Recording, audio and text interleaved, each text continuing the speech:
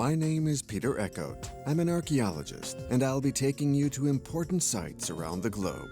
We'll meet other archaeologists, and together learn about their investigations and recent discoveries. Let's embark on a fantastic voyage through time and history.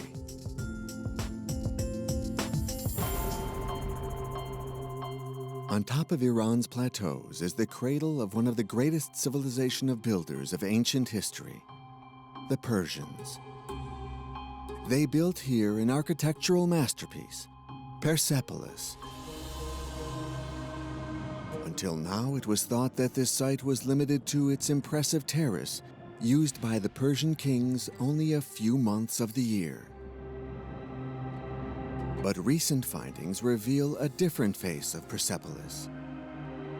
That of one of the most opulent cities of the ancient world, a paradise in the heart of the Persian mountains.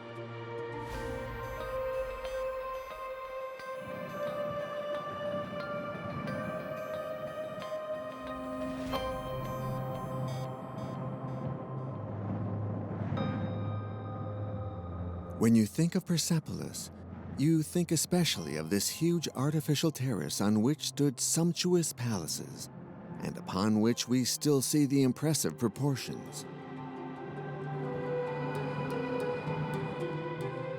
The royal terrace demonstrates the excess of the Persian sovereigns, over 1,500 feet long and 1,000 feet wide. Before reaching the palace, the visitor had to use that entry, flanked by two gigantic statues of bulls.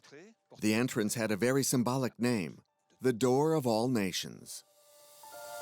Between the 6th and 4th centuries BC, the Persian Empire of Achaemenid dominates 23 nations, represented on the reliefs of the terrace. Here, two different peoples from Anatolia, the Ionians and the Lydians with their specific hairstyles. There are the Nubians, who came from today's Ethiopia.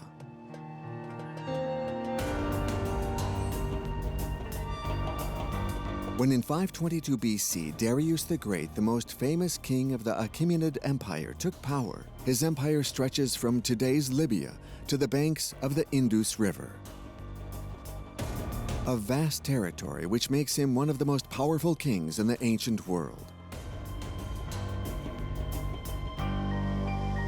Texts relate that to manifest the grandeur of his reign, he built Persepolis in the heart of these arid plateaus.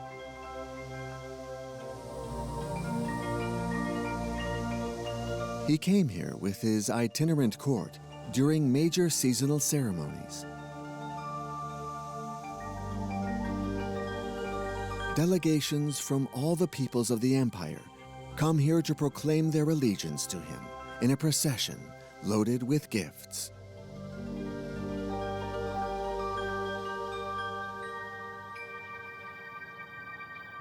Until now, archaeologists thought that Persepolis was therefore limited to a place of ceremony installed on the terrace and occupied only a few months in the year.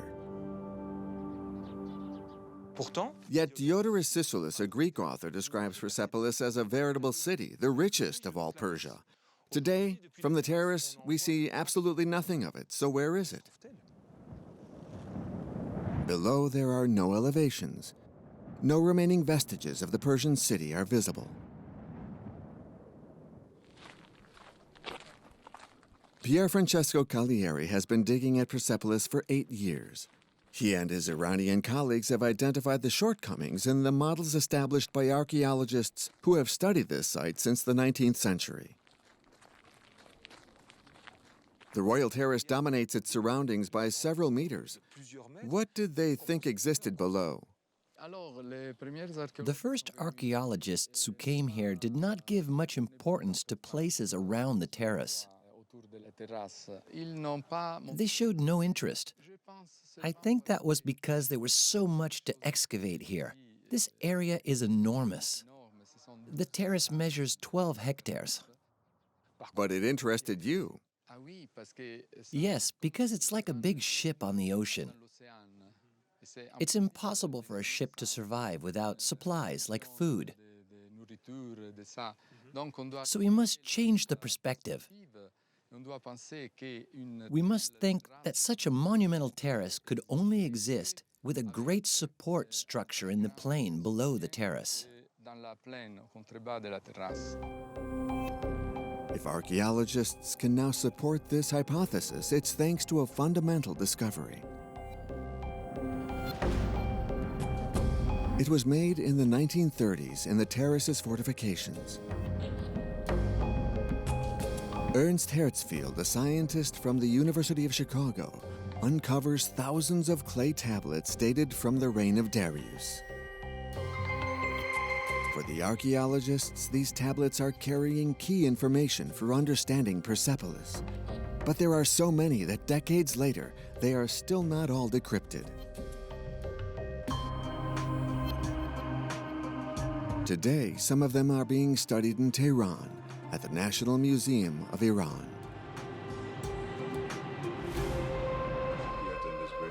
Sharuk Ramejou and Wouter Henkelmann are among the few researchers deciphering this treasure. What they were able to read on these tablets completely changes the vision we had of Persepolis. I see it's a wedge, but it's written in what language? These are written in Elamite. Elamite was one of the administrative and official languages of the Persian Empire. So when it was discovered, originally people were very fascinated and they thought maybe they have found some political text from Persepolis from the time of Darius. But when they studied them, they realized that these are very important texts which are actually from behind scenes. They say something which usually are not told by the royal inscriptions and the kings. So they contain very important information. Wouter, what is written on these tablets? For example, this tablet talks about a priest who receives quantities of flour, and it's a significant amount, 360 liters of flour. The tablets are usually acts of a vast bureaucracy that distributes food. Flour, for example, to teams of workers, priests, men with official duties in Persepolis' economy. This archive talks about 10,000 workers, and that means that Persepolis is not just a ceremonial center used occasionally by the kings. It's a real city. Yes, absolutely. Thanks to the translations of these tablets, Pier Francesco and his Iranian colleague Alireza Asghari began their quest to discover the city of Persepolis and its tens of thousands of residents in the valley below the terrace. The city we see over there certainly stretched across the plain all around us. We know that there was an administration. There were laborers, artisans. All these people lived permanently in the city.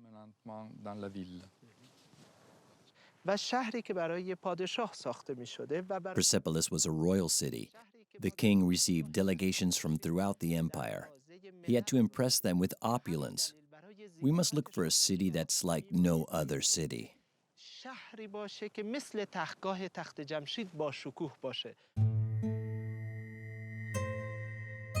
But where to start searching? Around the terrace, there are only fields and arid lands. The dwellings, the more modest workshops, were built of mud. They disappeared with time.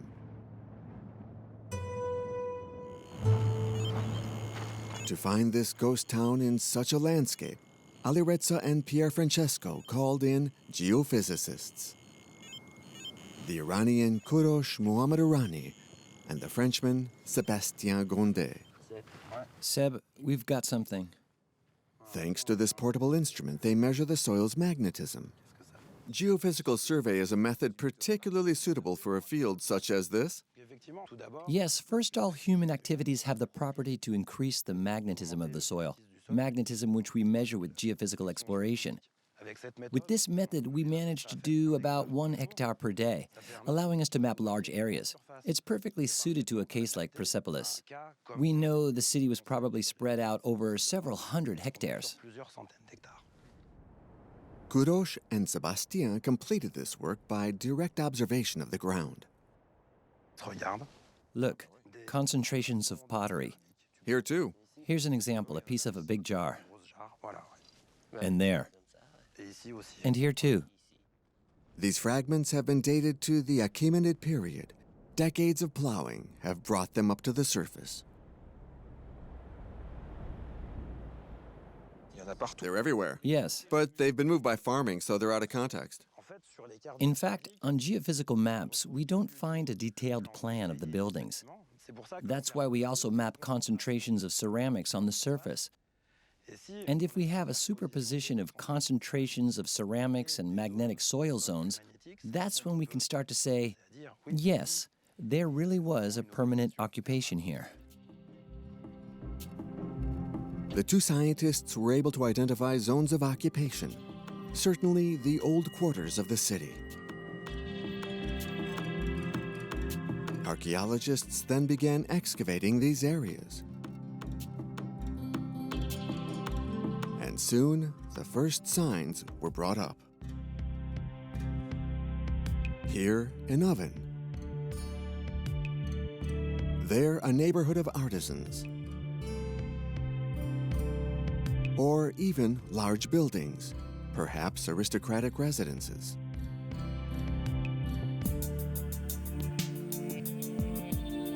Around the royal terrace, researchers began to see emerging the city desired by Darius, organized in specialized areas, some occupied by workers and craftsmen, others by officials and aristocrats who administered the region. But the excavations have also led to an unexpected conclusion. Persepolis was not a very dense city. Its different neighborhoods are widely spaced from each other. Between them, vast areas appear to have been deliberately left empty.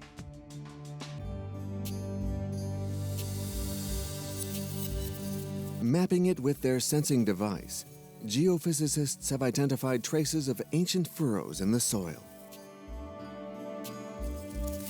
What do they represent?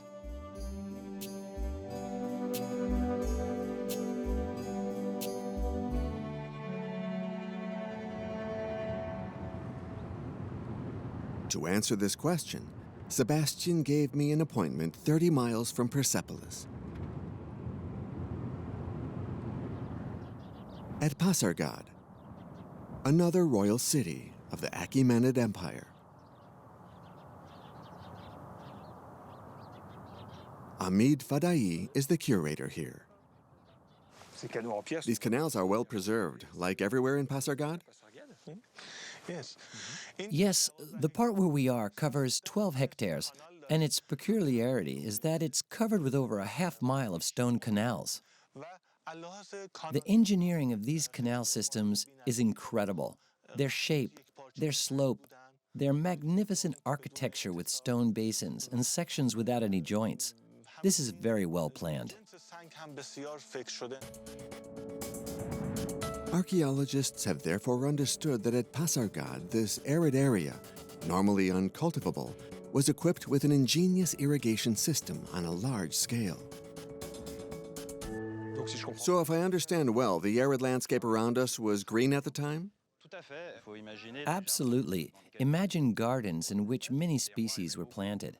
The kings were very fond of showing they could dominate the landscape by building and landscaping lush gardens.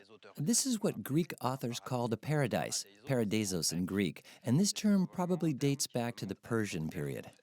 A paradise? A paradise. At Persepolis, we find this type of landscaping of parks to the west of the terrace.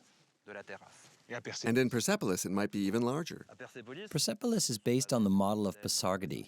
They reproduced the model of Pasargadi, but on a much larger scale. And so these paradises, these parks, incorporated not only the palace, fields, and orchards, but also the common dwellings, the town.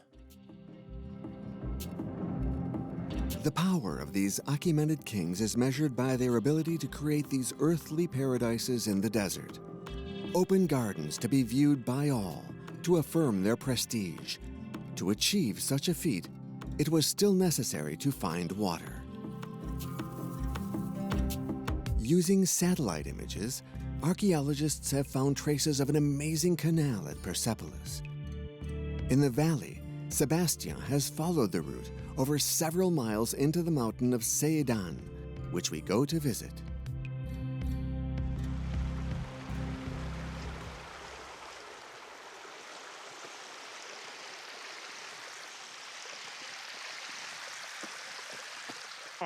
We have good reason to believe that this source you see here was exploited by the Achaemenid kings to supply Persepolis. It's a real technological feat. How many miles away are we? We're 9 miles from the Terrace of Persepolis, meaning they had to build a canal from these sources to the Terrace. A channel that crossed the plain, reached the mountain of Persepolis, and continued to the Terrace. And this explains the water used to irrigate the gardens? Exactly. To irrigate the parks, gardens, fields, and orchards. They needed a lot of water, so they came here. Why? Because this is good quality water. Other sources of the plain are often very salty. But here was great water for agriculture and also for human consumption of Persepolis' population.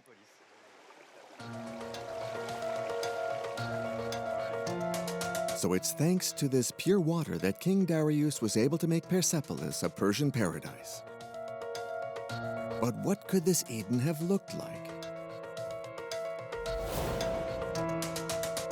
A few months ago, a team of Iranian and French scientists embarked on the track of the essences of the past by diving deep into the earth. These cores have imprisoned the memory of Persepolis' gardens.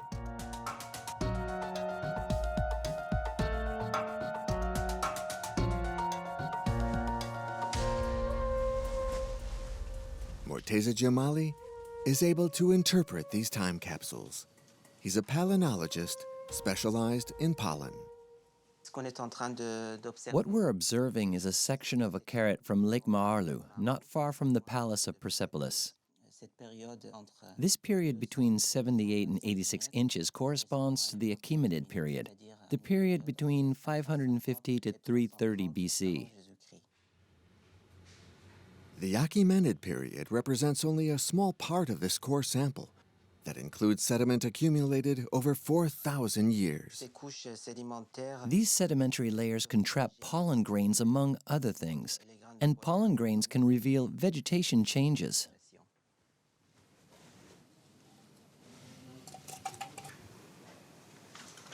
By observing these samples under the microscope, Morteza discovered that new pollens appeared in the region when the Achaemenids came to power.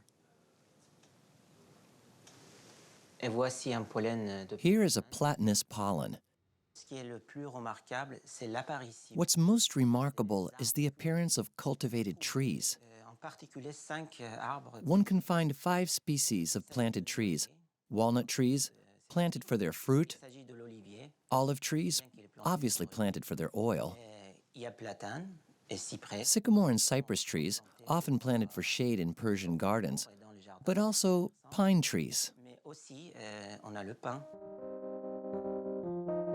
Walnut, olive, pine, cypress, and sycamore. These species did not exist on Iran's high plateaus before the Achaemenids. They seem to have been imported from the 4 corners of their empire, and they managed to grow them on these arid lands, another way to express their power.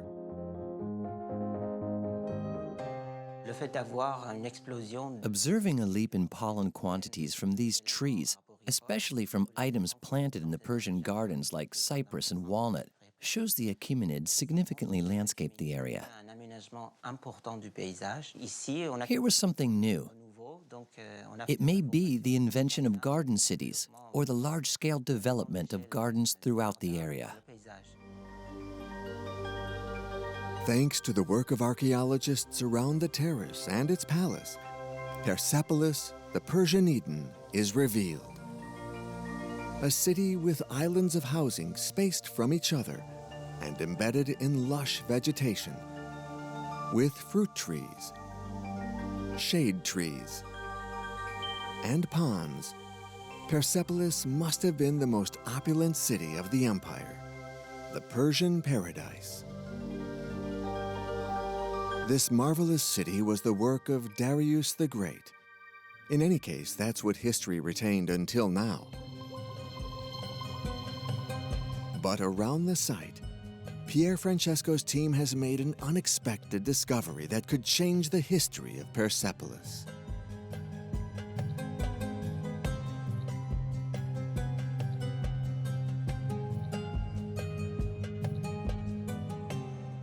What exactly made you search here? It was by chance, because our Palace in the City project led us to conduct surveys over the plain. When we started digging, we found a surprise. This is a monumental gate, which has a rectangular plane. It's very solid. Brick walls, 32 feet thick, encircle a corridor with an inner chamber. What was this building's purpose? Finding the answer perplexed archaeologists.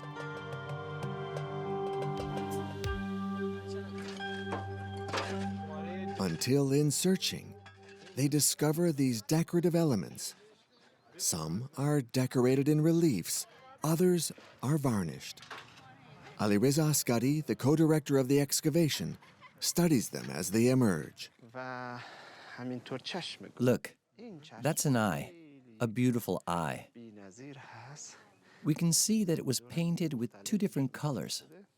And look, here's another engraved brick associated with it, and to which we attach great importance. This one. We believe this is part of a Babylonian dragon called Mushushu. Here is Mushushu's horn. And when we place this brick next to the other one, they become a part of Mushushu's head. From these brick fragments, the researchers have reconstructed the animal. The Mushushu is a dragon with the front paws of a lion, the hind paws of a raptor, and a snake's head. A mythological animal originating in Babylon that archaeologists had never before found in Persia.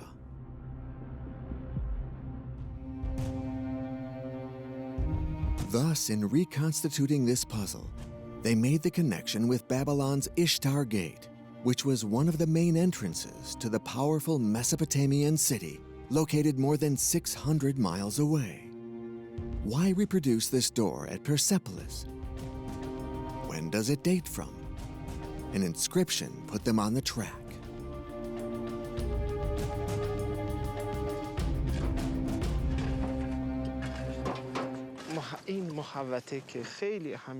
This inscription in cuneiform is very important. It means king. But it's written in an ancient language that was no longer used at the time of Darius. This allows us to affirm that this Babylonian-style door was built before the arrival of Darius to power. Thanks to the discovery of this gate, archaeologists have deduced that a city certainly existed here before the reign of Darius. Maybe founded by one of his predecessors, Cyrus, who 20 years earlier, in 539 BC, conquered Babylon. It was he who would have built this door to celebrate his victory. He would have founded Persepolis before Darius moved here with his palace and transforms the city into a Persian paradise. With these new findings, a completely new story of Persepolis is revealed, thanks to the work of these Iranian, Italian, and French archaeologists. How has your recent work changed the vision we had of Persepolis? Now we've changed our perspective. The aim of the study was transferred to the outer city. We realized that we cannot understand the true Persepolis without a perspective of a city whose terrace is only one part. So we increased the limits of Persepolis much further. in both space and in time. This is an important part of Iranian culture that was born here during the reign of the Achaemenids. That is why, for us Iranians, it is so important to understand the civilization that was built and thrived in this beautiful city of Persepolis.